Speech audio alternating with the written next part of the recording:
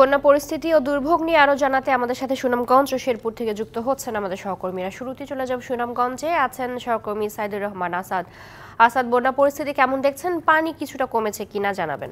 চৈতি, সুনামগঞ্জে মৌসুমের তৃতীয় দফায় বন্যার সম্মুখীন হতে যাচ্ছেন সুনামগঞ্জবাসী। গত দুদিন ধরে যে বৃষ্টিপাত হচ্ছে, ভারতের চেরাপুঞ্জিতে গেল দুদিনে প্রায় 500 মিলিমিটার বৃষ্টিপাত রেকর্ড করা হয়েছে। এছাড়াও সুনামগঞ্জে প্রায় 400 মিলিমিটার বৃষ্টিপাতের রেকর্ড করা হয়েছে।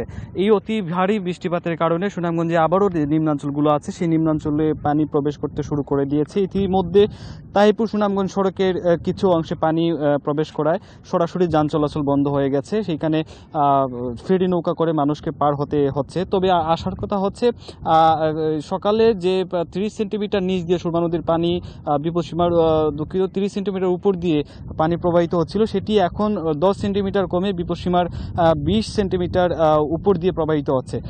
আবহাওয়া ভালো, সকাল থেকে তেমন কোনো বৃষ্টিপাত হয়নি এবং এখন একটু রোদের দেখা মিলেছে। তবে এইরকম যদি ভালো আবহাওয়া থাকে এবং মেঘ বৃষ্টিপাত যদি কম হয়, তখন সুনামগঞ্জের যে এখন বিপদসীমার উপর দিয়ে সুরমা নদীর পানি প্রবাহিত হচ্ছে এবং যে সব এলাকায় পানি প্রবেশ করেছে সুরমা নদীর তীরবর্তী এলাকায়, সেসব এলাকা থেকে পানি কমে যাবে এবং মানুষের যে দুর্ভোগ সেটি লাঘব হবে। তবে ইতিমধ্যে সুনামগঞ্জের 3 দফায় পানির কারণে মানুষের দুর্ভোগ অনেকটাই বেড়েছে। যেসব মানুষ প্রথম দফা এবং দ্বিতীয় দফা বন্যায় ক্ষতিগ্রস্ত হয়েছেন, তাদের ক্ষয়ক্ষতির চিত্র কিন্তু আরও বাড়ছে। আমরা যে সড়কটি দাঁড়িয়ে আছি সেই সড়কটি দেখছেন ব্যাপক ক্ষতি হয়েছে সড়কের। সেই সড়কটি ক্ষতি হওয়ার পর কারণে যে সড়কের যে স্থানীয় যে সরকার এবং যারা সড়কের দায়িত্বে আছেন তাদের বন্যার পরবর্তীতে সেটি হয়তো জানা যাবে। তো চৈতি, এই ছিল সুনামগঞ্জের বন্যা পরিস্থিতির সর্বশেষ। আচ্ছা, ধন্যবাদ আপনাকে। শেরপুর থেকে আরো যুক্ত আছেন সহকর্মী SM জুবায়ের। জুবায়ের, নদী ভাঙ্গনের সবশেষ খবর জানাবেন। নতুন কোন স্থান ভাঙ্গনের ঝুঁকিতে আছে কিনা?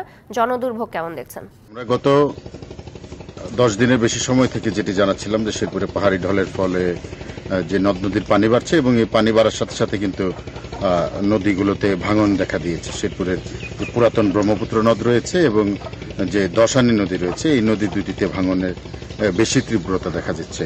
আমরা যদি দেখানোর চেষ্টা করি যে এই মুহূর্তে আমরা যেখানটিতে রয়েছি এখান থেকে মাত্র 10 মিটার দূরেই আসলে নদীর পার, যেটি নদীর পানি বৃদ্ধি পাওয়ার ফলে সমান হয়ে গিয়েছে এবং নদীর পাড়টি ঠিক কোথায় রয়েছে সেটি কিন্তু দেখা যাচ্ছে না। এবং আমরা যে ঘরটি দেখতে পাচ্ছি এই ঘরটিতে কয়েকদিন আগেও মানুষ ছিলেন। আমরা যখন এসেছি, আমরা এখানটায় খবর নিউজ সংগ্রহের জন্য যখন এসেছি, তখন কিন্তু আমরা দেখেছি যে ঘরটিতে পানি ছিল কিন্তু ঘরে মানুষ ছিল এবং ঘর থেকে বেশ কিছুটা দূরে নদী অবস্থান করছিল। এখন কিন্তু ভাঙতে ভাঙতে নদীটি আসলে একেবারেই পাড়ে চলে এসেছে। আর যদি একটু আপডেট জানাতে চাই যে গত 24 ঘন্টায় শেরপুরে 150 মিলিমিটার বৃষ্টি হয়েছে, যার ফলে কিন্তু শেরপুরের যে আরো অন্যান্য নদ নদী ছিল সেগুলোর পানিও বৃদ্ধি পেয়েছে। এই মুহূর্তে আপনারা দেখছেন যে নদী ভাঙনের ফলে আসলে যাদের ঘরবাড়ি নদীগর্ভে বিলীন হয়ে গেছে এবং যারা ঘরগুলো স্থানান্তর করেছেন তাদের আসলে গবাদি পশু সহ তাদের যে ঘরবাড়ি, এখানে কিন্তু আমরা দেখছি যে একটি পরিবার তাদের ঘরবাড়ি ভেঙে এনে এখানে অস্থায়ীভাবে তারা একটি ঘর তুলে এখানে বসবাস করছেন। এবং আসলে এরকমই চিত্র শেরপুরের 6 নম্বর চর, 7 নম্বর চর এবং চুনিয়ার চর এলাকাতে। এই চর এলাকাগুলোতে প্রতি বছরই আসলে নদী ভাঙে। তো প্রতি বছর বিভিন্ন মহল থেকে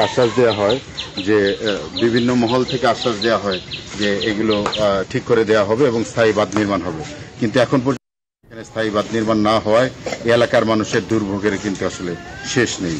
চৈতি, শেরপুরের ব্রহ্মপুত্র পাড় থেকে আমার কাছে ছিল সবশেষ খবর। জুবায়ের, ধন্যবাদ আপনাকে।